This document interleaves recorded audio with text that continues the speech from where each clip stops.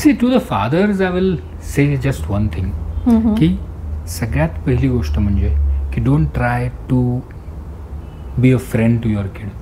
Okay. मित्र नका बनवायचा प्रयत्न करू, पण एक मेंटॉर बनायचा प्रयत्न करा.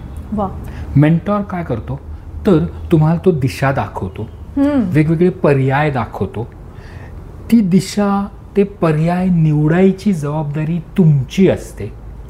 तो तुम्ही निवडलेला पर्याय परत चांगला कसा आहे किंवा वाईट कसा आहे हे दर्शवणारा मेंटॉर असतो.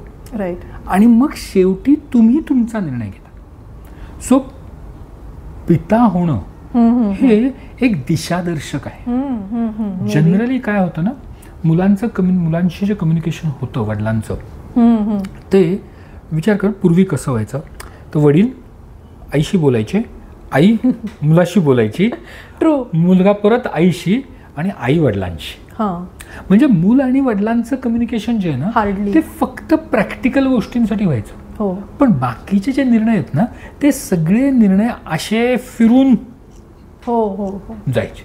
खरं. सो त्याच्यामुळे वडील कायम बॅकग्राऊंडमध्येच राहिले आणि आई फ्रंटला आली. सो आता परत ह्या नॉर्मला आपला समाज परत विरोध.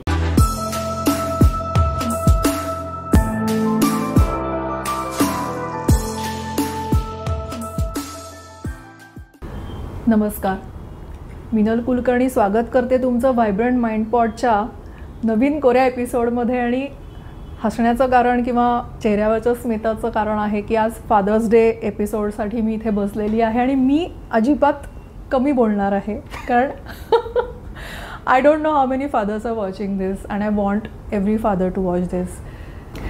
आज आपल्याकडे आले आहेत doctor Sagar Pathak, famous gynaecologist in Pune आणि सेक्शुअल काउन्सिलर. हे सांगण्याचं आणि हे प्रकर्षाने सांगण्याचं कारण की आजचा पॉडकास्ट हा फादर्सबद्दल जरी असेल तरी हा कुटुंब व्यवस्थेचा एक महत्त्वाचा व्यक्ती असलेल्या माणसासाठीचा पॉडकास्ट आहे. आणि मला डॉक्टर सागर पाठकांशिवाय दुसरी कोणतीही योग्य व्यक्ती यासाठी सापडली नाही. आणि क्लोजिंगचे सेंटेन्स थोडे आधी म्हटल्यासारखं, welcome and thank you so much doctor Sagar की तुम्ही इथे आलात. आणि आज आपण ह्या मी ह्या विषयाबद्दल खूप इंट्रिग आणि खूप क्युरियस आहे की बाबा हा विषय आपण आज घेतो आहोत. So welcome to the show sir. Thank you. My pleasure. Absolutely my pleasure. आता बाबा म्हटलं की आपल्या मनामध्ये माझे बाबा म्हणजे 60कडे 65कडे असलेले आणि माझ्याबरोबरचा माझा सहकारी जो माझ्या मुलांचा बाबा आहे तो बाबा माझ्या डोळ्यापुढे येतो. आपण या 40ल्या 45ल्या बाबांबद्दल आधी बोलूया. तर त्यांच्याबद्दल मला असं एक प्रकर्षाने जाणवतं की ह्या बाबांचे प्रॉब्लेम्स आधीच्या बाबांपेक्षा वेगळे आहेत. आणि चॅलेंजेस म्हणूया, let's call it not a problem, challenge म्हणूया. सो ह्यांचे चॅलेंजेस वेगळे असल्यामुळे आणि आता म्हणजे ही एक मधली सँडविच पिढी असते ज्यांची मुलं टीनेजरमध्ये येऊ घातलेली असतात आणि इकडे सिनियर्सच्या जबाबदाऱ्या पण थोड्याशा वाढलेल्या असतात आणि बायकोचा मेनोपॉज सुरू झालेला असतो. Okay, fair enough. So you being a gynaecologist आणि सेक्शुअल काउन्सिलर, 40ल्या बाबाची मानसिकता सध्या काय आहे आणि त्यांचे खरेच चॅलेंजेस कोणते आहेत जे की आम्हाला वुमेनना नाही दिसत आहेत? So first of all Minal, thank you very much for inviting me on your podcast. खूप छान वाटतंय. आणि एस्पेशली जेव्हा आपण आज फादर्स डेबद्दल बोलतोय ना, तर वडील किंवा पिता जर म्हणलं ना तर प्रत्येकाच्या मनात त्याचं एक इमेज असते. जी इमेज आपल्याला म्हणजे आपल्या इतिहासातून आपण तयार करतो, आपल्या अनुभवातून तयार करतो.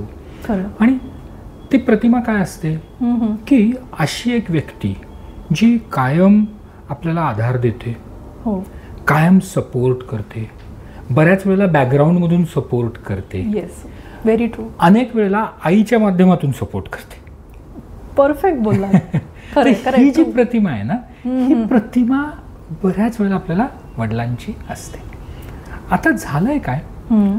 नवीन जी ही जनरेशन आली आहे ना, त्या जनरेशनमध्ये वडिलांची जी ॲक्च्युअल रोल आहे तो थोडासा बदलला आहे.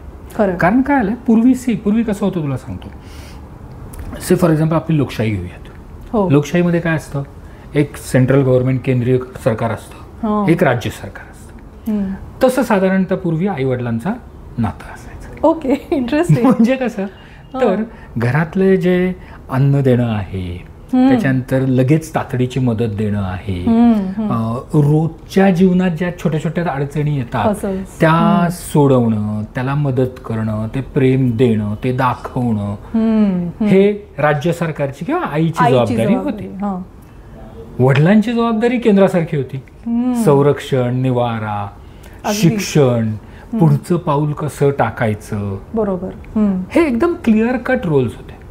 खरं. त्याच्यामध्ये दोघंही एकमेकांशी काही इंटरफिअर करायचे नाहीत. म्हणजे वडील आज जेवायला काय बनवायचं हा प्रश्न विचारायचे नाहीत, आणि आईने म्हणलं की आज कोबीची भाजी आणा की ते आणायचे. अगदी अगदी व्हेरी ट्रू. एकदम क्लिअर कट डिफरन्सिएशन होतं. Very true. पण या नवीन जनरेशनमध्ये आपल्याला काय झालंय माहिती का, की या इथे दोघंही आपल्या आपल्या रोलमधून बदललेत. म्हणजे आई काही मेजर डिसिजन्स घ्यायला लागली. ओके. वडील रोजच्या मुलांच्या आयुष्यात इन्व्हॉल्व्ह व्हायला लागलेले आहेत. Actually is it good? Very good, खूप छान आहे. प्रॉब्लेम कुठे आहे की आईला मोठे डिसिजन्स घ्यायचेत, म्हणजे केंद्राचं काम करायचंय, पण राज्यातली सत्ता नाही सोडायची. आणि वडिलांना की राज्यातली गोष्टी करायच्या आहेत, पण आईला केंद्रात नाही घेऊन जायचंय. आणि हे जे क्लॅशेस येत आहेत ना, हे क्लॅशेस प्रॉब्लेमॅटिक आहेत. वाव. सो हे बदललंय. I can imagine. सो काय बदललंय, तर हे बदललंय. आणि हे कन्फ्युजन आहे. म्हणजे वडिलांनी घरात किती इंटरफिअर करायचं, ओके, किंवा आईनी बाहेरची कुठली कामं करायची, कुठली वडिलांनी करायची, म्हणजे जे क्लिअर कट डिस्टिंक्शन होतं, हो हो हो, ते राहिलं नाही. ते राहिलं नाही. आणि दिस इज द चेंज. हा चेंज वाईट आहे असं मी म्हणत नाहीये, पण हा चेंज आपल्याला मान्य करायला आणि तो अंमलात आणायला थोडा वेळ लागतो. You sed it perfect. एक साधं उदाहरण घेऊयात. आता जर का एक म्हणूयात आपण एक 13-15 वर्षाची मुलगी आहे, राईट, आणि ती मुलगी आज म्हणली, आईकडे गेली आणि म्हणली की आज मी मैत्रिणीकडे राहायला जाणार आहे. हो. आईची रिॲक्शन काय, नको नको नको, रात्री राहायला वगैरे नको जाऊ, तू जा बाबा, सकाळी जा, संध्याकाळी बाबा येतील घ्यायला. म्हणजे हे परस्पर आईनी सांगितलं. ओके. आता ती मुलगी मैत्रिणीकडे जायचंय, खूप इच्छा आहे, ती काय करते, हळूच बाबांकडे तेच विचारते. बाबा काय करतो, जा, काही होत नाही. I know. आता याच्यामध्ये झालं काय, तुम्ही त्या मुलीला पण कन्फ्यूज केलं ऍक्च्युली, की ती पार्शल झाली. म्हणजे ती आता आई आणि वडील यांना वेगळ्या चष्म्यातून बघायला लागली. ती कोणाचा तरी फायदा घेत राहणार. जर वडील नाही म्हणले आईकडे जाणार, आई नाही म्हणली वडिलांकडे जाणार. सो इथे आई वडिलांचं एकमेकांचं नातं आणि एकमेकांचं कम्युनिकेशन जे आहे ना, ते खूप महत्वाचं. या इथे या मुलीला जर त्या वडिलांनी म्हणलं असतं की ओके तुला जायचंय, मला पटतंय तू जायला पाहिजेस, पण आई नाही म्हणलीये, तर त्याला काहीतरी कारण आहे. So what will do is, तुम्हाला थोडा वेळ दे, मी आईशी याबद्दल बोलतो आणि I will get back to you, मी येतो. Okay, fair enough. मग काय होईल, त्या मुलीला दोन्हीही गोष्टी कळतील की बाबा हो का म्हणतायत, आई नाही का म्हणते. सो त्या दोन पालकांमधला तिचा जो गोंधळ आहे ना, तो गोंधळ गायब होईल. आणि ही गोष्ट जनरली घरामध्ये घडते. आणि ही गोष्ट टाळण्यासाठी आजच्या या आईबाबांना जे करायचं आहे ना, ते आपल्यातलं नातं बदलायचं. सो आपल्यातलं जे कम्युनिकेशन आहे दॅट इज इम्पॉर्टंट. मग जसं मी म्हणलं की राज्य सरकार का केंद्र सरकार चांगलं, ते कन्फ्युजन होणार नाही. आणि मग दोघंही मिळून आपल्या मुलांशी चांगलं वागू शकतात. कमाल. म्हणजे बाबा ओरडला तर आईने त्याला प्रेम द्यायचं, पण ते प्रेम देताना बाबा का ओरडला हे पण सांगितलं कळलं पाहिजे. खरंय. सो हे कम्युनिकेशन जर झालं ना, तर मग या आजच्या पिढीचा ज्या बाबांचा गोंधळ आहे ना, बाबांचा गोंधळ जास्त होतोय. म्हणजे आता कितीतरी बाबा येतात आणि माझ्याकडे म्हणतात की आम्हाला आमच्या बाळाचं डायपर बदलायचं आहे, आम्हाला त्याला शाळेत घेऊन जायचंय, आम्हाला बागेत घेऊन जायचंय. ओके. इंटरेस्टिंग. आम्हाला रात्री खेळायचंय. बर. आम्हाला ते रडल्यावर आम्हाला कडेवर घ्यायचंय. बर. नॉर्मल आहे, ही भावना आहे. त्या पुरुषाला देखील ती ममतेची भावना आहे. पण घडतं काय की जर का ती गोष्ट करून दिली नाही तर मग तिथे प्रॉब्लेम येतो. अरे वा. सो न्यू एज पेरेंट्स मध्ये हे कम्युनिकेशन होणं खूप गरजेचं आहे. आणि दोघांनी ते समन्वयाने केलं तर I think that will be very good thing. कमाल. तुम्ही जी सिमिली दिली ना, केंद्र सरकार राज्य सरकार, परफेक्ट, म्हणजे एकदम बँग ऑन पटली आहे मला. आणि तुम्ही त्याबरोबर सोल्युशन पण सांगितलं डॉक्टर. That is amazing. आणि द वे यू नरेटेड, तर ते इतकं परफेक्ट पटलं की जो क्लिष्ट वाटणारा माझा आजचा विषय होता किंवा माझा पहिलाच मला वाटलं हे क्लिष्ट होणार आहे, खूप कॉम्प्लिकेटेड आहे, तर तुम्ही एकदम छान सिम्प्लिफाईड केलं आमच्यासाठी. Thank you for that. आणि आत्ता तुम्ही म्हणत होतात की आता नवीन फादर्सना असं करू वाटतं किंवा त्यांना इंटरेस्ट आहे, मुलांचे डायपर्स म्हणा किंवा त्यांना मुलांबरोबर वेळ देऊ वाटतो आहे. पण त्याच्या आधीचा मला एक प्रश्न आहे की बाबा होण्यापर्यंत पिढी येतच नाही आहे. मला तिथे पण एक असं जाणवतं की एक ती रिस्पॉन्सिबिलिटी आहे की एक खूप लाँग टर्म कमिटमेंट त्यांना द्यावी लागेल बाबा झाल्यावर. तर बाबा होण्याची तयारीच त्यांचं मन करत नाही आहे असं जाणवतं का? So how do you look at it? नाही, सी, आता झालंय काय की आजच्या जगामध्ये कुठली गोष्ट असली तरी त्याला आपल्याला वेळ द्यायला लागतो. म्हणजे आपलं करिअर असेल, जॉब असेल, पैसे कमवणं असेल, आपल्याला नातं निर्माण करणं असेल, लग्न करणं असेल आणि ऑब्व्हियसली मुलं तयार करणं असेल, ह्या सगळ्याला आपल्याला एक वेळ द्यायला लागतो. त्याच्यासाठी आपल्याला ती जबाबदारी घेण्याची तयारी करायला लागते. जबाबदारी हा शब्द आहे ना, किंवा इंग्लिशमध्ये बर्डन म्हणतात, हा तिचा वाईट शब्द आहे आणि तो खूप वाईट केलाय. जबाबदारी वाईट कधी होते ना, जेव्हा मला कोणाची घ्यायची नसते. पण मी जर का माझ्या आवडत्या व्यक्तीची जबाबदारी घेतली किंवा काहीतरी चांगलं काम केलं माझ्या आवडत्या व्यक्तीबद्दल, तर मला चांगलं वाटतं ना. मला स्वतःला आवडतं ना, मला स्वतःला चांगलं वाटतं म्हणून मी जबाबदारी घेतो. सो पण जबाबदारी आहे असं जाणवतं पण नाही. एक्झॅक्टली, ती चांगलेच होणार ना. मग that is not a burden. Right. ती जबाबदारी मला हवीहवीशी वाटणार जेव्हा मी माझ्या आवडत्या व्यक्तीसाठी काहीतरी करतो. राईट. तिला जबाबदारी म्हणण्यापेक्षा ती मला आवडणारी गोष्ट आहे. सो जबाबदारी हा शब्दच मला आवडत नाही. आपण जबाबदारी नाही घेते, आपण आपल्या आवडत्या व्यक्तीसाठी काहीतरी करतोय. Very nice. आणि हे जेव्हा आपण समजतो ना, त्यावेळेला मग आपण ती कमिटमेंट द्यायला, ती जबाबदारी घ्यायला घाबरत नाही. पण आजच्या पिढीचा हाच एक डायलेमा येतोय की ह्याला मी जर आज मूल पैदा केलं तर मग त्या मुलाला मला 25 वर्षापर्यंत वाढवायचं आहे. हे 2 महिने 3 महिन्याचा नाही विचार करत, 25 वर्ष. अरे हो, ठीक आहे, तुम्ही वाढला, तुमच्याही आवडल्याने वाढवलं, 25 नाही 50 वर्ष वाढवलं तुम्हाला. खरंय, व्हेरी ट्रू. पण तो विचार तुम्ही 25 वर्षाच्या करण्याच्या ऐवजी आता आपण त्या बाळाला वेळ देऊ शकतो का? आपण त्या बाळाला जे संगोपन देऊ शकतोय ते आपण देऊ शकतो का? आणि सगळ्यात मेन म्हणजे आपली प्राथमिकता काय? प्रत्येकाच्या काही प्राथमिकता असतात. राईट. कोणाचं करिअर असेल, कोणाचं जॉब असेल, कोणाचं पैसे कमवणं असेल, कोणाचं घर घेणं असेल, कोणाचं लग्न करणं असेल, कोणाचं मूल पैदा करणं असेल. हो. सो आपल्या प्राथमिकता आपण लिस्ट आउट करायला पाहिजे. Very true. आणि ह्या प्राथमिकता जेव्हा आपण आपल्या पार्टनरबरोबर शेअर करतो आणि त्या दोघांच्या प्रायोरिटीज मॅच होतात, त्या गोष्टी आपल्याला करायला पाहिजे. पण ह्या जेव्हा आपण प्राथमिकता ठरवतो त्यावेळेला आपल्या दोघांच्या मेन गोल्स काय आहेत हे ठरवायला पाहिजे. उद्या जर का मी असं ठरवलं की नाही मला मूल नकोच आहे,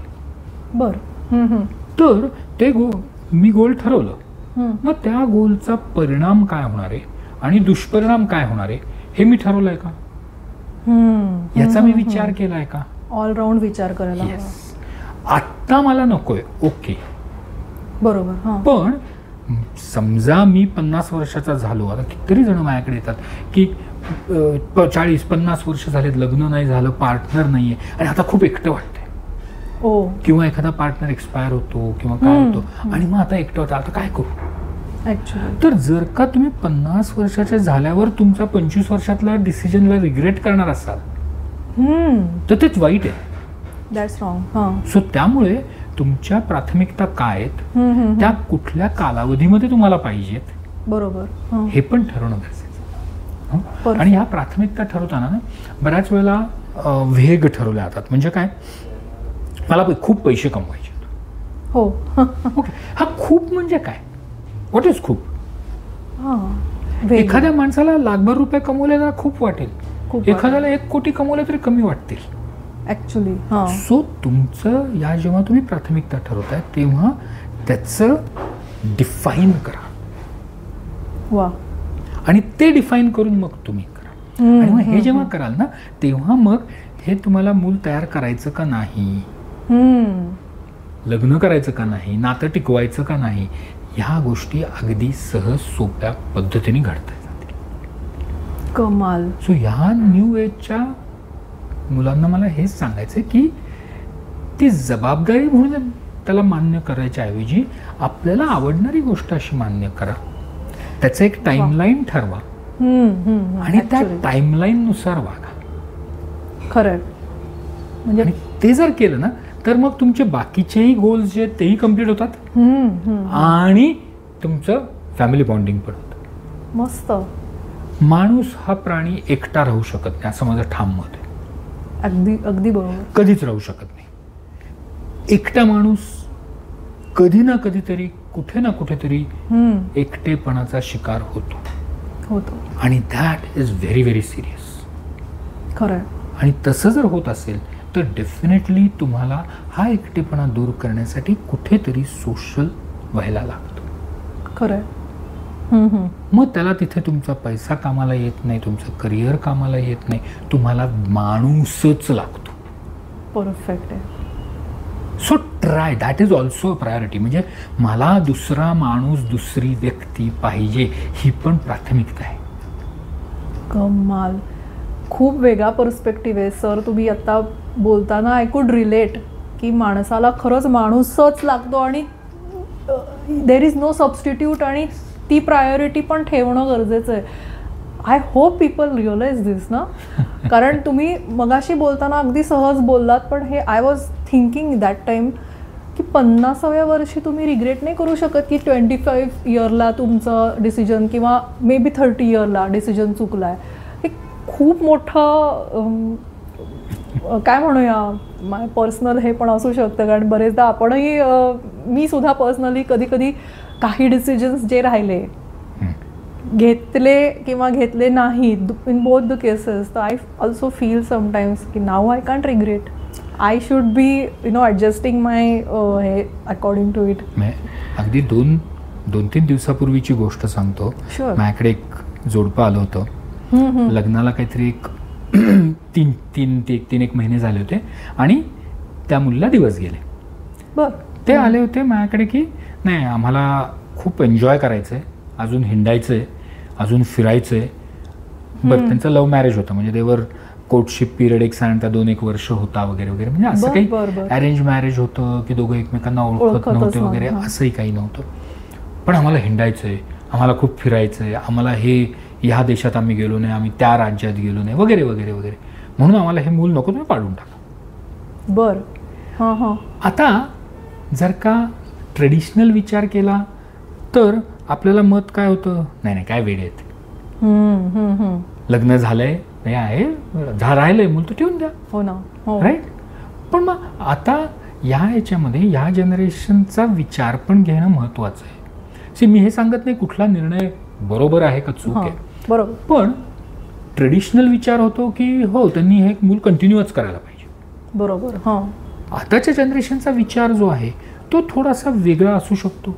आपण आपलं मन उघडं ठेवूयात. Yes yes. ह्या दुसऱ्या विचाराला की काय विचार आहे त्यांचा, की हो आमचं 2 वर्ष होतं, प्रेम होतं, सगळं होतं, पण आता लग्न झाल्यावरती आमच्यातलं जे नातं बदललंय त्याच्यामुळे आम्हाला आता थोडंसं अजून एकमेकांना एक्सप्लोर करायचंय, एकमेकांना अजून थोडं जाणून घ्यायचंय. आम्हाला आमचं जे माझ्या घरचे, त्या मुलीच्या घरचे, ह्या सगळ्यांचं जे एकत्र मेतकूट करायचंय ते अजून नीट जमलेलं नाहीये. हो हो, आय अंडरस्टँड. हां.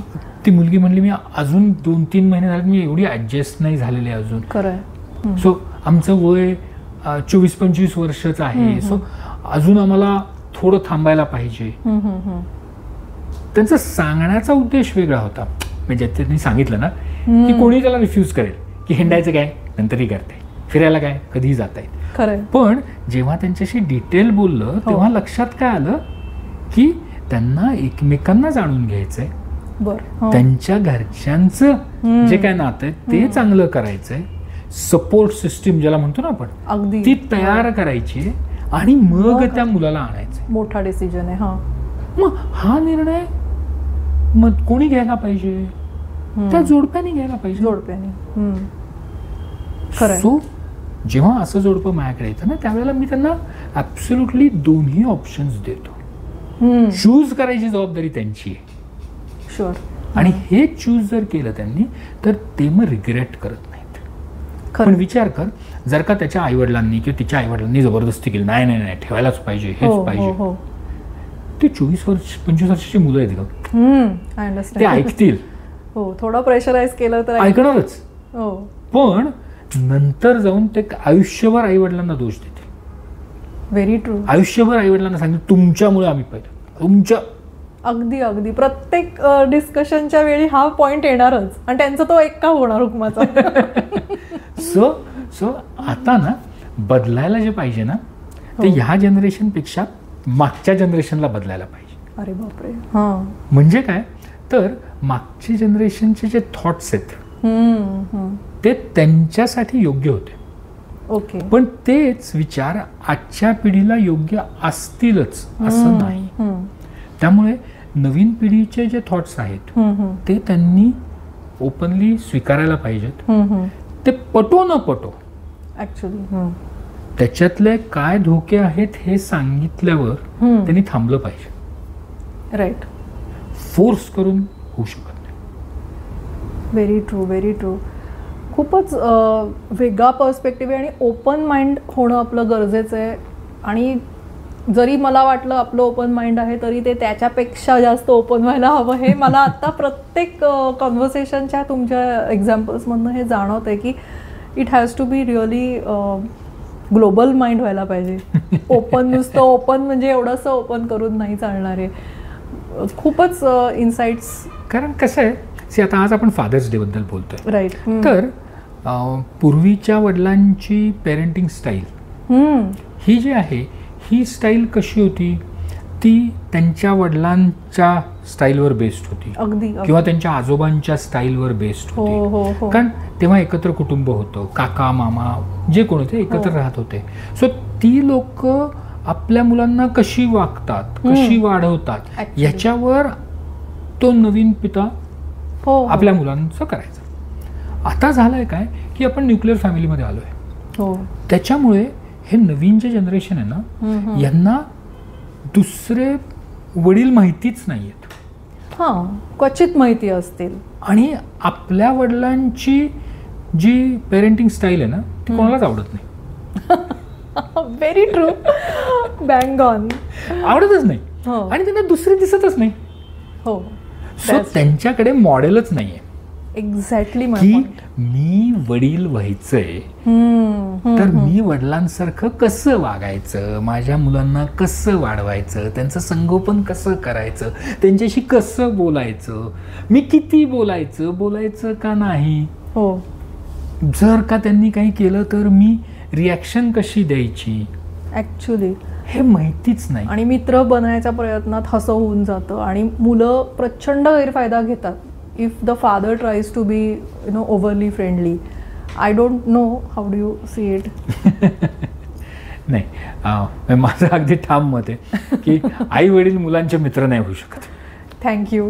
It's not possible. It is not possible. Not possible actually. True. का? कारण ती गॅप पाहिजेच. म्हणजे मित्र होण्याचा प्रयत्न करणं वेगळा गोष्ट आहे, पण मित्र होऊ नका, ती गॅप ठेवा. राईट. तो आदरयुक्त जो भाव आहे ना तो राहिलाच पाहिजे. तो जर नाही राहिला ना तर मग त्या मुलांच्या भविष्यासाठी ते वाईट असतं actually. So don't try to be the real friend.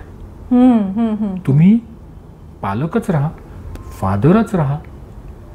एक आदरयुक्त भाव तुमच्याबद्दल तुमच्या मुलांना येऊन देतो. खरं. आणि तो येण्यासाठी वडिलांनीच वागायला लागतं. सी, मी नाही सांगू शकत माझ्या मुलाला की मी खूप चांगला आहे, तू माझा आदर कर. नाही सांगू शकत आणि ते वर्कच होणार नाही. हो. सो माझं जे वागणं आहे, माझ्या मुलाबरोबर माझं जे संभाषण आहे, माझं इतर लोकांशी संभाषण आहे, माझं बाकीचं बिहेवियर आहे, हे सगळं जर का माझं वागणूक आदरयुक्त असेल तर माझं मूल देखील माझा आदर करेल. परफेक्ट आहे. त्यामुळे मी जर का समजा म्हणलं मुलाला की नाही ते मोबाईल बघणं अतिशय वाईट असतं, चांगलं नसतं, आणि हे सांगितल्यावर दुसऱ्याच मिनिटाला मी माझ्या मोबाईलवर बसलो ऍक्च्युली, किंवा सिगरेट पिणं चांगलं नाही आणि मी बाहेर गेलो बाल्कनीत आणि सिगरेट ओढत बसलो, हो, तर इथे ते मूल का त्या मुलाने माझा आदर करावा? कारण त्याला कळतंय की माझेच वडील माझ्याशी खोटं बोलतायत. राईट. मला एक सांगतायत आणि करतायत एक. ट्रू. मग तिथे आदर डेव्हलप होणार नाही. आणि तो आदर नाही डेव्हलप झाला की मग काय होणार? ते मूल तुमच्या विरुद्ध वागणार. बरोबर. कारण त्याला हा विरोधाभास माहिती आहे. आणि ते मुलं खूप हुशार आहेत आणि आत्ताची जनरेशन ना, I agree, is extremely intelligent. हो, एक्स्ट्रीमली इंटेलिजंट. त्यांना इतकं एक्सपोजर आहे, इतक्या गोष्टी माहिती आहेत, इतक्या गोष्टी कळतात. त्यामुळे smart. They are very very smart. आणि त्यामुळे तुम्ही थोडं जरी 19-20 वागलात ते लक्षात ठेवतात. बोलणार नाहीत, ते लक्षात ठेवतील. पण ज्या वेळेला त्यांच्याकडून 19-20 येईल ना, त्यावेळेला ते तुमचं काढणार आहेत. अगदी अगदी. I can relate. I can totally relate. So त्यांना जर का आपण आपल्याशी चांगलं नातं ठेवायला उद्युक्त करायचं असेल तर त्याच्यासाठी आपली वागणूक कशी आहे, आपण आपल्या पार्टनरशी कसं वागतोय. पूर्वीचे वडील काय होते, काहीतरी घरात घडलं की एकदम आवाज चढवायचे, मारायचे, ओरडाओरडा करायचे. आणि त्यांचं अल्टिमेटम असायचं, म्हणजे ते that is the border. Yes. So त्या काळात ते चांगलं होतं का? या मे बी चांगलं होतं. ओके. त्या काळामध्ये का? कारण तिथे एक जी पिढी होती तिथे खूप मोठं कुटुंब असायचं. त्याच्यामुळे एक कोणतरी मोठा माणूस लागायचा की जो सगळ्यांना कंट्रोल ठेवायचा. त्याच्यामुळे घरामध्ये शिस्त राहायची. बरोबर. नाहीतर जर का विचार कर, घरामध्ये 50, 60, 70, 80 लोक असतील आणि जर कोणाचाच त्याच्यावर होल्ड नसेल, प्रत्येक जण जर स्वतःचाच वागायला लागला, केओस, तर घर टिकणारच नाही. खरंय. पण आता जर का छोट्याशा 4-5 जणांच्या कुटुंबामध्ये जर का एखाद्या वडिलांनी धाकधपटशा घालून जबरदस्तीने काही गोष्ट करायला लावली तर ते मूल विरोधच करणार आहे ऍक्च्युली.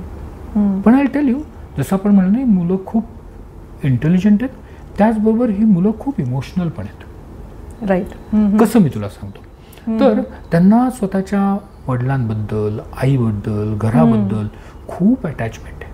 हो.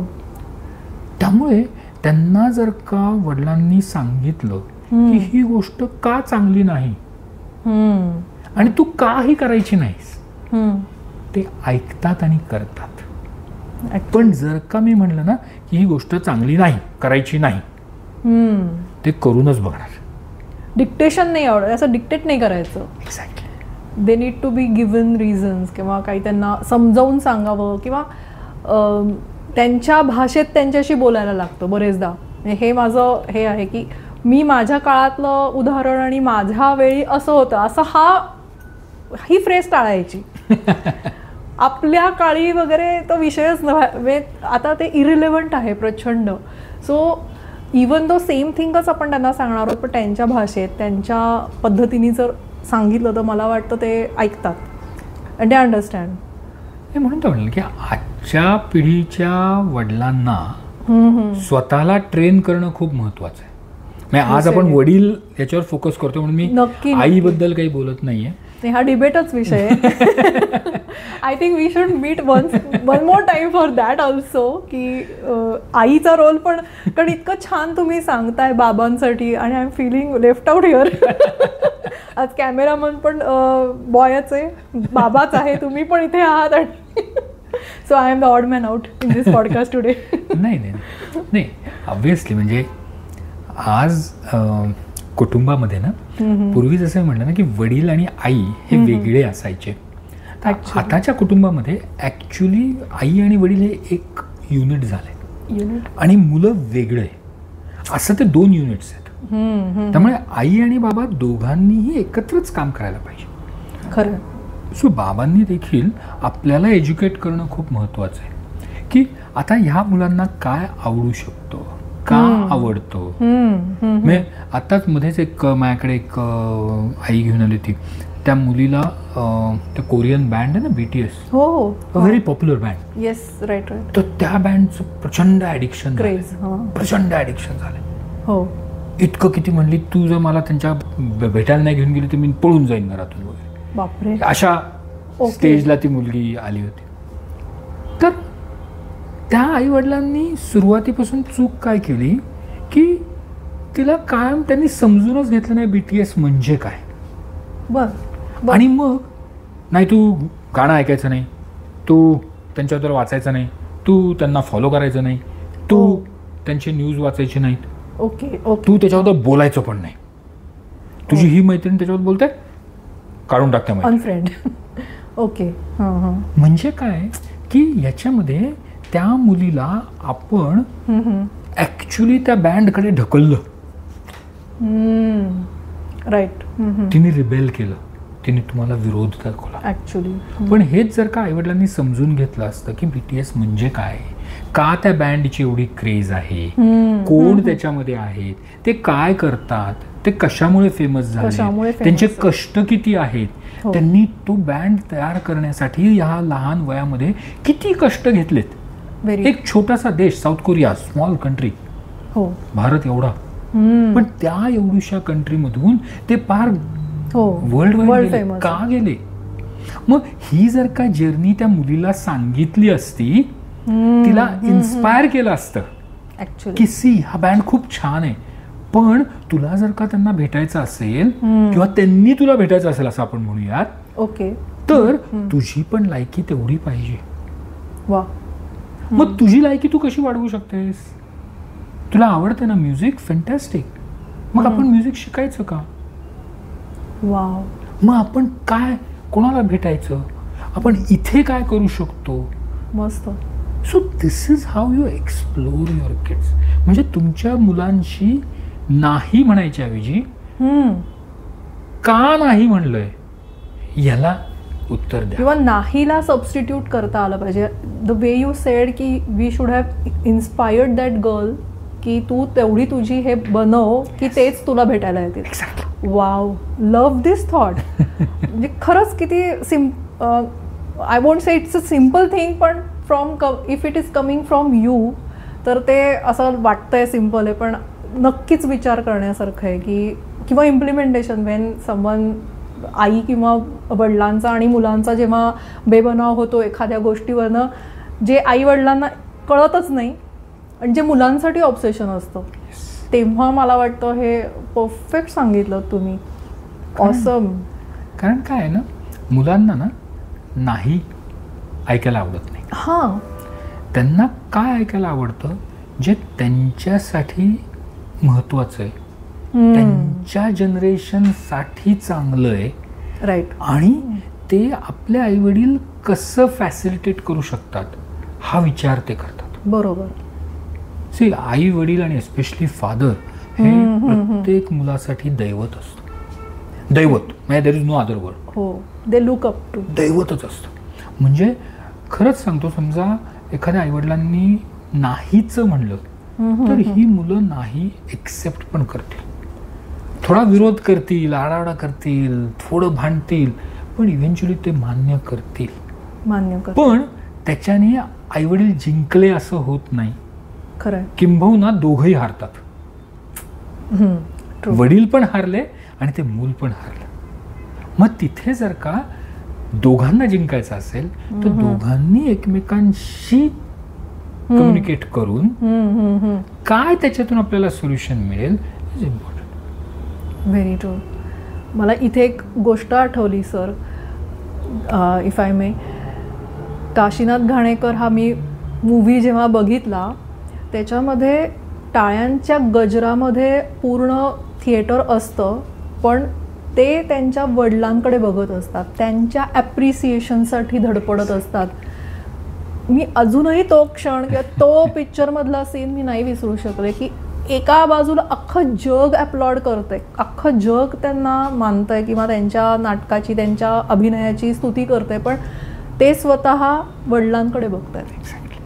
एक्झॅक्टली. त्यामुळे वडील आपल्या आयुष्यात खूप महत्त्वाचा रोल प्ले करतात असं मला नेहमी वाटतं. आई असतेच definitely. See, now this is where I want to object.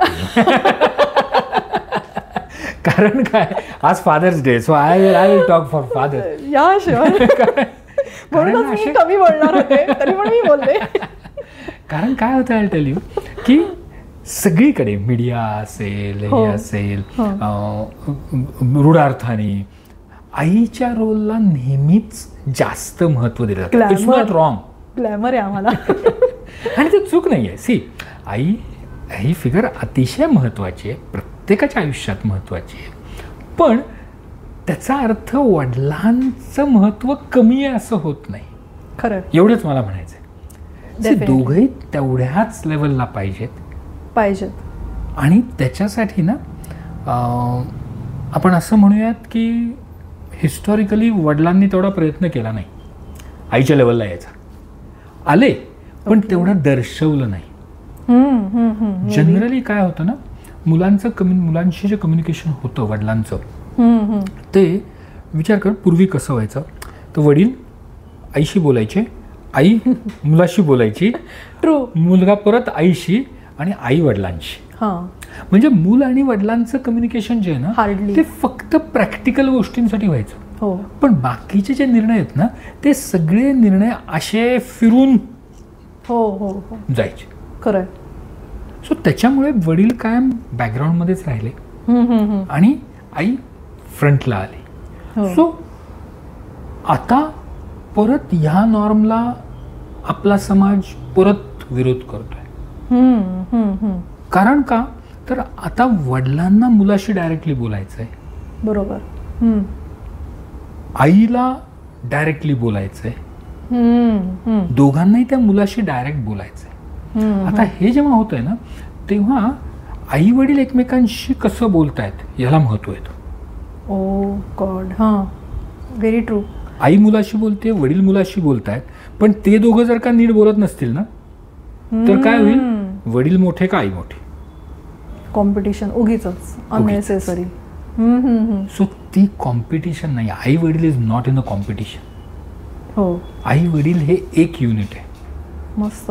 आणि ते युनिट जिंकलं तर युनिट जिंकणार आहे, सगळे जिंकणार. खरं नाही.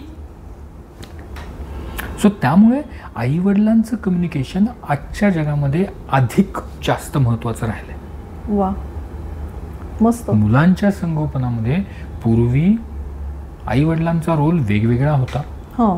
पण आता तो कंबाईन झालाय, एकत्रित झालाय, त्यामुळे त्या दोघांनाही एकत्रित आपलं नातं चांगलं करणं फार महत्त्वाचं. Very true. म्हणजे ह्याच्यात थोडासा वेगळा आठवलं मला आता. परवा मी एक रील बघत होते. इलॉन मस्क आणि ट्रम्प भेटले होते, पण इलॉन मस्कचा छोटा मुलगा त्याच्याबरोबर होता. He wanted to take him to the meetings where actual work happens. So मला इतकं ॲप्रिशिएट झालं की he is taking his kids to the professional meetings. कारण खरं जग काय हे त्यांना कळलं पाहिजे. So as a father I like that actually, की तो हे असे डिसिजन्स घेतोय. किंवा there are few women who take their kids to the office. Yes, पार्लमेंटमध्ये घेऊन जातात. पार्लमेंटमध्ये ॲब्सोल्युटली. ऑस्ट्रेलियामध्ये झालंय, नॉर्वेमध्ये झालं. नॉर्वेमध्ये झालं, राईट. नाही, in fact you talk about Elon Musk जेव्हा पंतप्रधान मोदींना भेटायला गेले हो, तेव्हा त्यांनी तिथे मुलं घेऊन गेला होता. येस. सो हे खूप छान गोष्ट आहे. ॲक्च्युली तुम्ही तुमच्या आयुष्यामध्ये मुलांना कसं इन्व्हॉल्व करता हे महत्वाचं आहे. पण एक फक्त गोष्ट लक्षात ठेवायला पाहिजे की मुलांना काय पाहिजे हे पण विचारात घेतलं पाहिजे. म्हणजे मला जर का, आता मी डॉक्टर आहे, मला जर का माझ्या मुलाला डॉक्टरच करायचं, बर, ही माझी इच्छा असू शकते. पण नाही, माझ्या मुलाला पेंटरच व्हायचंय किंवा स्कल्पचर करायचंय, आर्टिस्ट. मग तिथं मी काय करतो, माझा बापाचा अधिकार वागवतो. नाही, ओके ओके, हां, हे चूक आहे. पण तुम्ही म्हणजे बाबाला कळतं ना मुलाचं भलं कशात आहे. बरोबर आहे ना, पण त्या मुलाला त्याचं भवितव्य कशात आहे हे जास्त चांगलं कळतं असं मला वाटतं. तिथे वडिलांचा रोल काय राहतो मी सांगतो, की आपल्याला जे वाटतं ते त्या मुलापर्यंत पोचवणं, बर, त्याला अवेअर करून देणं. जसं तुम्ही म्हणलात ना की पार्लमेंटमध्ये माझ्या मुलाला मी घेऊन गेलो किंवा मीटिंगला घेऊन गेलो, त्याला आवडतंय की नाही हे मी त्याच्याकडून जाणून घेतलं, बर, नवीन एक्सपिरियन्स दिला. Okay okay. आता त्याच्यानंतर त्या मुलाला खरंच या मीटिंगमध्ये इन्व्हॉल्व्ह व्हायचं का नाही, का त्याला ॲथलीट बनायचंय, बर, तो त्याचा निर्णय, तो ठरवेल. आणि जेव्हा तो निर्णय होतो ना त्यावेळेला वडिलांनी सपोर्ट करणं वा, इज व्हेरी इम्पॉर्टंट. म्हणजे भले मला जे पाहिजे ते फील्ड माझ्या मुलांनी नाही चूज केलं, ओके, पण त्यांनी जे चूज केलंय त्याच्यामध्ये मी कम्प्लीट सपोर्ट देणं इज व्हेरी इम्पॉर्टंट.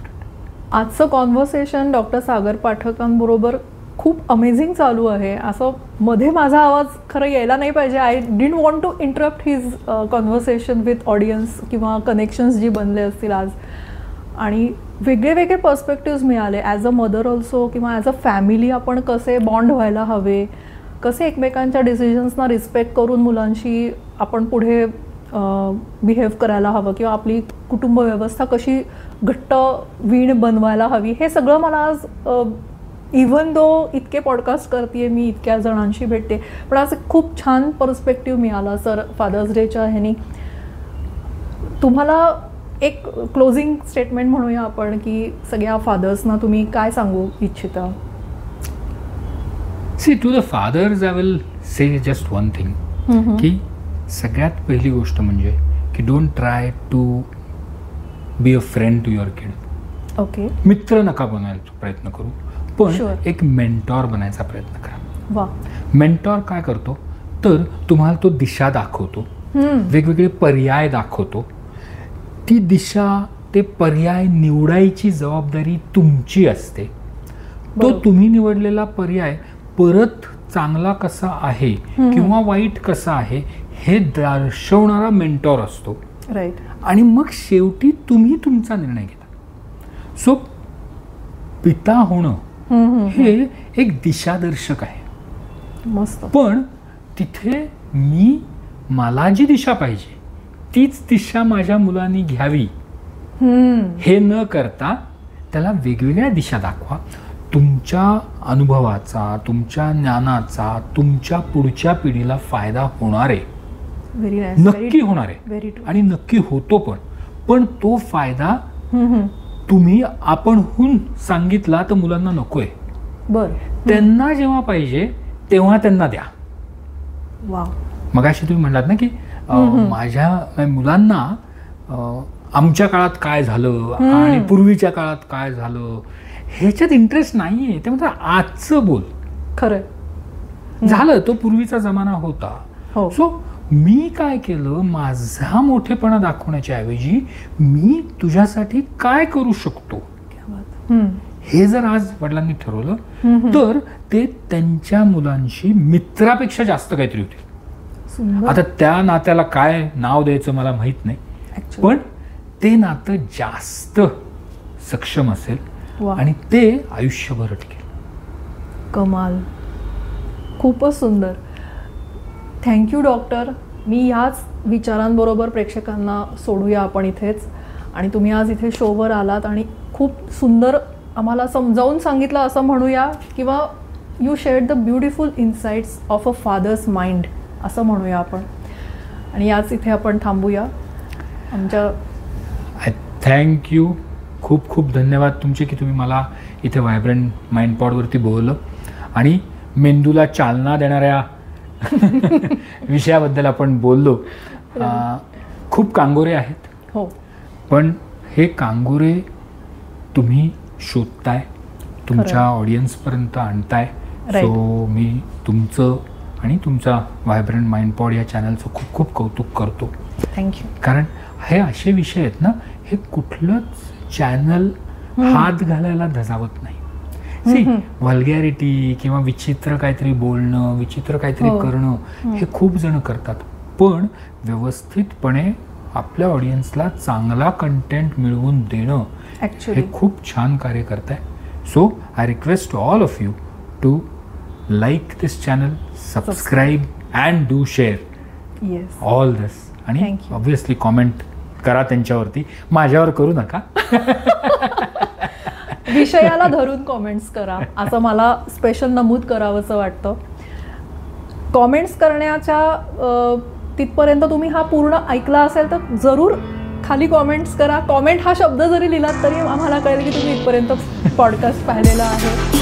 आणि याच नोटवर आम्ही इथे थांबतोय आमच्या दोघांकडनं. थँक्यू.